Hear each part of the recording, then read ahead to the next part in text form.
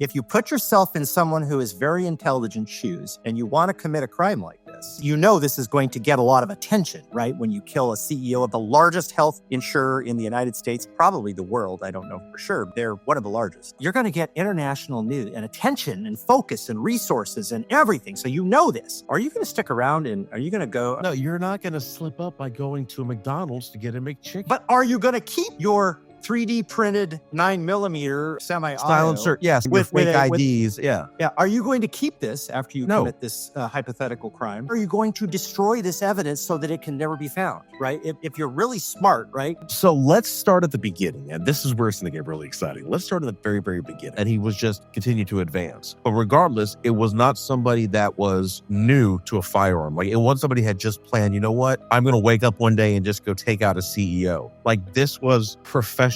And I use quotations because I don't know if it was one person or something bigger than one person. And then we get into whether or not Luigi is the right person, or is he a decoy, and is this something bigger that we're not aware of? When I saw it before they had him in custody, I was like, well, this looks like a professional hit to me. Then they get him, and I'm like, wait a minute, some trust fund kid who, unless he was trained, you don't just get proficient in doing this, like just, in like a couple of times at the range, and maybe you gotta. Let's go back even before the shooting. Whoever it was would have had to do intelligence gathering operations to determine when the CEO was going to get to that location. First off, how did they even know he was going to be in attendance at the conference? So, these are things that a tech whiz by himself is not like. This was not a crime of opportunity. This wasn't he followed him from his hotel. It's like, this does not appear to be an intended hit. So theoretically, there would have been some intelligence gathering before. But how would he have gotten information about like when he was going to fly into New York, or when he was going to go to the conference, or what hotel he was going to stay at? All of those would have had to come from somebody on the inside or somebody really high up. And when you go back and look at the insider trading thing,